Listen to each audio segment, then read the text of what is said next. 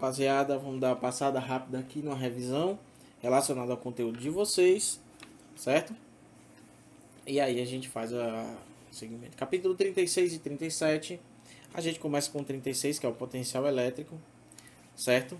Quando a gente tem um campo elétrico uniforme atingido por duas placas paralelas, elas conseguem se eletrizar conforme a figura abaixo, vocês já estão vendo aí. Elas se eletrizam de um ponto determinado ao outro, certo? Assim, a posição da energia cinética da carga ela é nula nesse ponto A, certo? Mas ela tem capacidade potencial a vir a ter energia cinética, porque se ela for abandonada, a força elétrica ela vai realizar um trabalho. E esse trabalho é chamado energia potencial elétrica. Ao se deslocar espontaneamente, a energia cinética ela aumenta e a energia potencial elétrica diminui, certo? A força elétrica pode então ser incluída com forças conservativas como peso e força elástica, certo? Em resumo, a energia potencial elétrica diminui todo o deslocamento espontâneo das cargas elétricas no campo.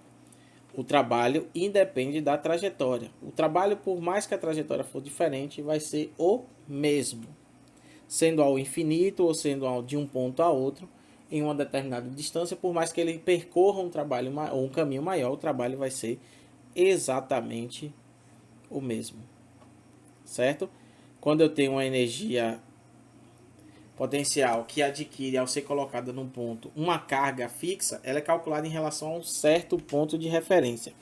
Esse cálculo é feito através do trabalho da força elétrica que atua sobre o campo. Então, a energia potencial de P é igual ao trabalho relacionado a essa força elétrica. A energia potencial sempre relacionada ao trabalho dela. Então, logo, a energia potencial ela pode ser deslocada tanto quanto a constante, que é aquela 9 vezes 10 a menos 9 que a gente já aprendeu no campo elétrico. 9 vezes 10 a menos 9. O produto das cargas sobre a distância. Não é ao quadrado, é só a distância. Na eletrostática, o produto da referência adotado, quando é muito afastado do infinito, permite fazer uma expressão anterior e considerar a energia potencial como uma carga fixa que, ou seja, a gente consegue com a energia potencial usar constante vezes as duas cargas sobre o raio. Notemos que se essas cargas têm o mesmo sinal, sua energia é positiva. Se tem sinais opostos, ela é negativa. Certo? Então, a energia potencial pode ser um trabalho tanto positivo quanto negativo. Certo? Lembrem disso. Já o potencial elétrico, certo? A energia potencial elétrica de uma carga adquire ao ser colocada é diretamente proporcional ao valor da carga. Portanto, sendo que o valor da carga é a energia potencial, o quociente é constante, a divisão entre os dois é constante. Então, esse quociente de potência elétrica é a energia potencial sobre a carga elétrica. Portanto, essa energia potencial pode ser adquirida também com a constante sobre a carga dividida pela sua distância. Essa unidade de medida é usada como volt. Volt é usado para tensões elétricas, que é o que a gente está vendo. Diferença de potencial. Certo? Quem tem o livro dá uma passada nos exercícios, vai ficar mais fácil para fazer. Potencial elétrico de várias cargas. Certo? Quando consideramos várias cargas fixas em uma região, temos que o potencial elétrico em um ponto é a soma algébrica dos potenciais que as cargas originam separadamente nesse ponto. Então, ó, cada um faz a sua constante vezes a carga sobre o raio. Constante vezes a carga sobre o raio, e a outra, como aqui está negativo, vai estar negativo também. Lembrem-se disso.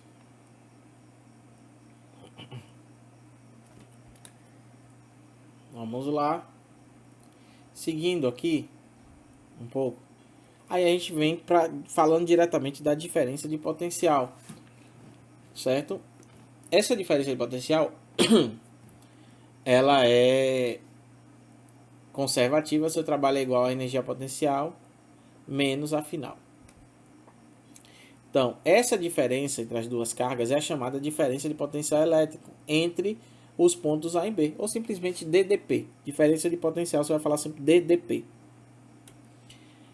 Considerando essa tensão, que é a diferença de potencial positiva, ou quando ela é maior que zero, temos a carga A maior que a carga B. Certo? Ou seja, o potencial elétrico de A é maior que o potencial elétrico de B. Assim, a energia potencial elétrica de uma carga positiva é maior do que a de A em A do que em B. Certo? E aí, cargas elétricas positivas movimentam-se no sentido de potenciais menores, do maior para o menor. E cargas negativas movimentam-se do menor para o maior. Sempre.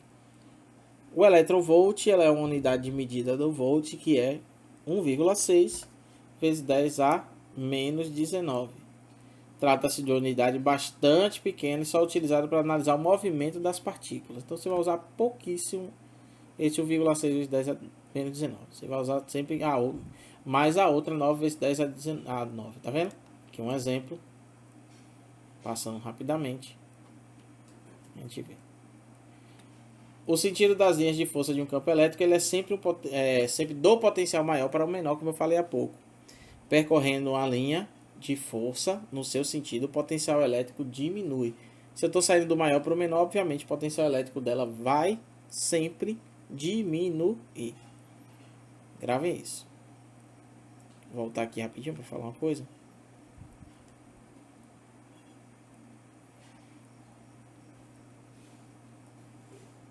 Então, ó, potencial elétrico, ele é a unidade U, certo? Sobre a distância que está esse objeto. A distância, ou seja, a tensão sobre a distância.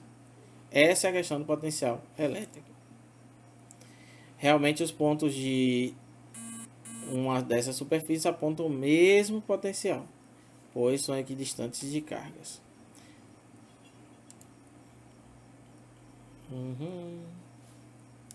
Qualquer dúvida vocês podem estar tirando, enfim. E aí a gente segue os conteúdos. Condutor em equilíbrio eletrostático. Um condutor ele está em equilíbrio eletrostático quando ele não ocorre movimento ordenado de cargas elétricas, quando há alguma coisa de errado. Certo? Você não tem um movimento de baixo para cima, de baixo para cima. Aqui você não tem isso. Certo? É isso que acontece com os para-raios. Eles absorvem para seguir outro caminho. Certo?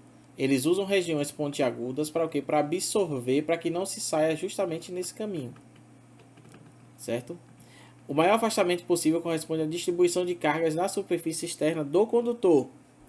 Certo? Ó, na situação externa do condutor. No interior, o campo elétrico ele é nulo em todos os pontos. E isso pode ser constatado simplesmente notando que se houvesse campo elétrico no interior, ele agiria nos elétrons livres, os quais teriam um movimento ordenado sob influência. No caso, no fluxo ordenado dos elétrons. A gente vai falar sobre fluxo ordenado depois, que é a questão da corrente elétrica. Não agora. Porém, nesses pontos, com o vetor campo elétrico deve ser normal à superfície. Se o vetor campo elétrico fosse como L em um ponto B na mesma figura, aqui, certo? Ela teria um componente tangencial à superfície. Nas regiões pontiagudas, a densidade, a concentração de cargas ela é mais elevada. Por exemplo, aqui é onde tem carga mais elevada, carga mais elevada, carga mais elevada em relação ao normal. Certo? Por isso, das pontas da sua vizinhança, o campo elétrico é mais intenso. Quando o campo elétrico nas vizinhanças da ponta atinge determinado valor, o ar em sua volta se ioniza e o condutor se descarrega através da ponta. Esse fenômeno recebe o nome de poder das pontas. É quase o para-raio. É esse o princípio do para-raio. Ele absorve das pontas e aí depois faz o segmento. Certo? Não importa se o macio se o condutor é maciço ou oco, o campo elétrico do interior é nulo e as cargas distribuem na superfície externa.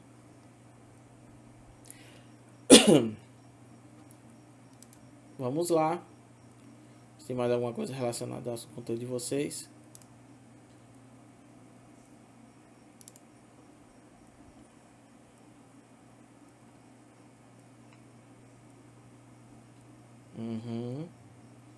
Nós já vimos aquele gerador de Van de Graaff, que é onde faz como ele é um pontiagudo, ele leva as cargas até o final.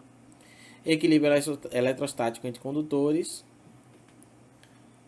certo? Até atingir um determinado potencial, eles se equilibram.